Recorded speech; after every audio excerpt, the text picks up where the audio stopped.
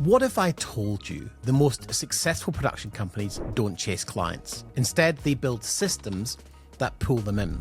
We've worked with 178 companies, and the ones that break past 500,000 a year all shift from being hunters to farmers. Today, I'm going to walk you through a proven 4-part system that will turn your outbound grind into inbound authority.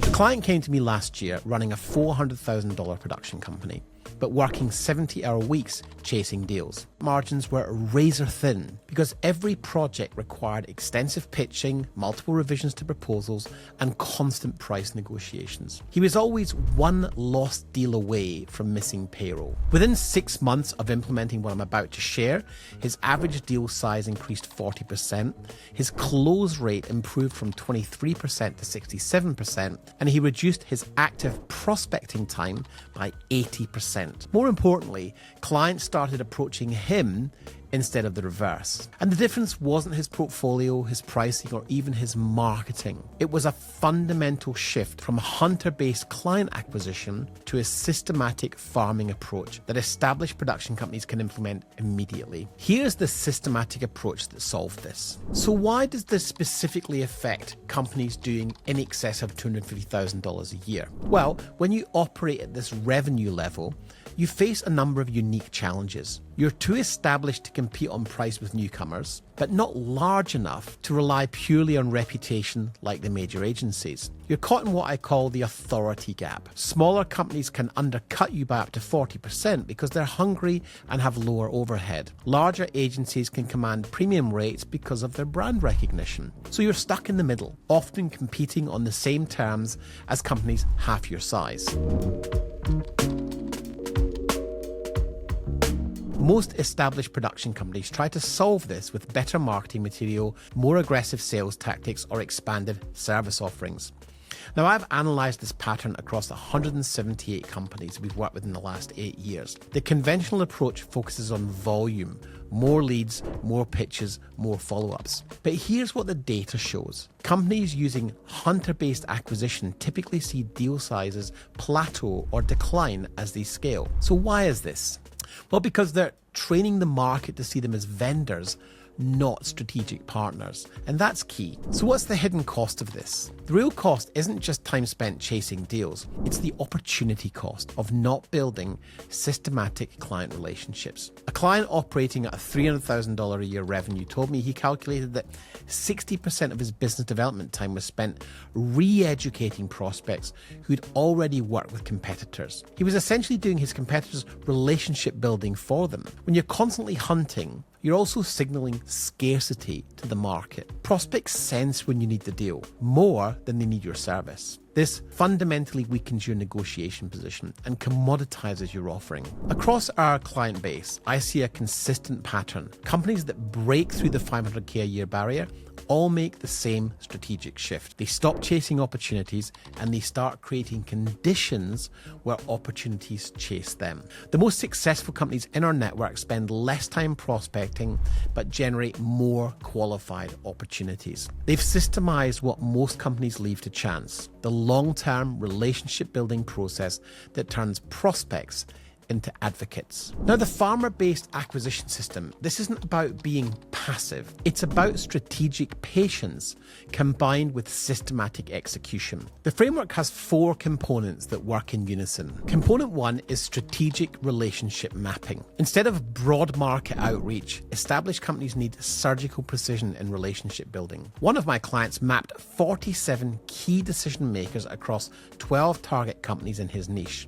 Rather than trying to reach everyone, he focused exclusively on building genuine relationships with these 47 people. His system was simple but systematic. Every interaction was logged, every follow-up was value-driven, every touch point strengthened the relationship rather than pushing for immediate business. Within 18 months, 8 of those 12 companies had become clients. So the key insight here is at your revenue level, you don't need hundreds of prospects. You need deep relationships with the right 50 to 100 people who can influence purchasing decisions in your target market. Component 2, value first engagement protocols. This is where most companies fail. They think relationship building means casual check-ins or industry event networking. But sophisticated buyers expect sophisticated engagement. One of our clients who specializes in healthcare developed what we call insight sharing. He would send quarterly industry analysis to his network, not about video production, but about trends affecting their business. When healthcare companies started to face new regulations, he was sending relevant analysis before they'd even realize they'd need new compliance videos. The protocol works because you're solving problems they didn't know they had, positioning yourself as a strategic thinking partner, not just a service provider.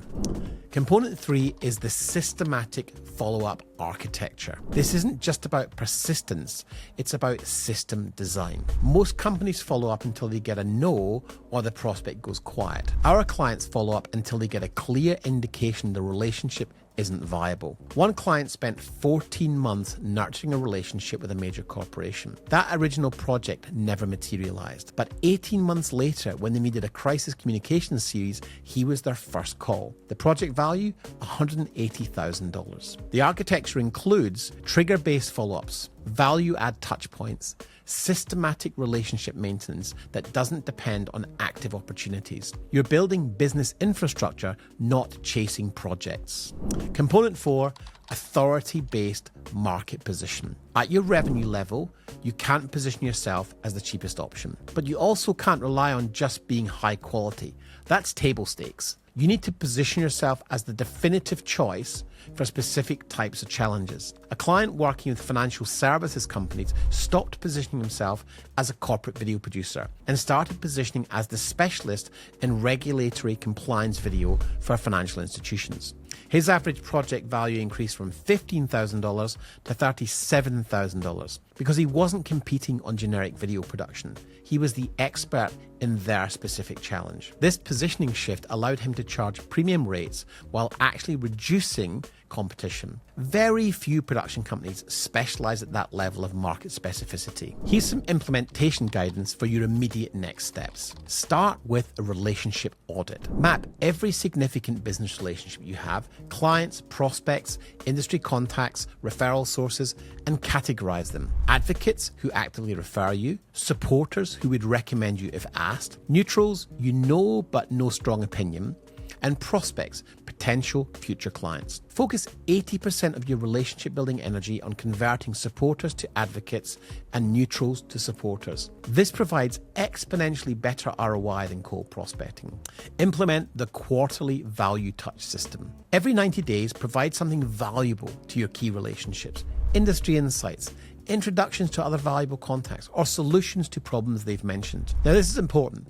Not video-related content unless they specifically ask. Now, here are some warning signs to look out for during implementation. The biggest mistake is expecting immediate results. This system typically takes 6 to 12 months to generate measurable impact, but when it does, the results compound. Don't abandon the approach if you don't see immediate deal flow. Also, watch for the temptation to pitch during value delivery touchpoints. The moment you attach a sales agenda to your relationship building efforts, you undermine the entire system. People can sense when your helpful outreach has an ulterior motive. This farming approach integrates with every other aspect of business optimization. When you're not constantly chasing deals, you can focus on operational excellence, team development, and strategic planning. Your business operates from strength, not desperation. Companies using this system report higher team morale, better project outcomes, and more predictable revenue streams. They're building businesses, not just managing cash flow. Across the 178 production companies we've worked with, the ones that have successfully scaled beyond 500K all implement some version of this farming-based acquisition system. They stop competing on price, they start competing on relationships and market position. This isn't just about client acquisition, it's about fundamental business transformation. When you shift from hunter to farmer, you're not just changing how you find clients. You're changing how the market perceives your value, how you price your services, and how you can structure your entire operation. If you're running an established production company and recognize these patterns in your own business, the constant pitching, the price pressure, the feast and famine cycles, this systematic approach provides a clear path forward. For production company owners generating in excess of $250,000 a year annually, who want to explore how this farming-based system would specifically apply to their market model, visit denlennie.com. We work exclusively with established companies ready to make strategic shifts rather than tactical adjustments. The next phase of your growth isn't about working harder or marketing more broadly. It's about working systematically to bring the kind of business relationships that create sustainable competitive advantage.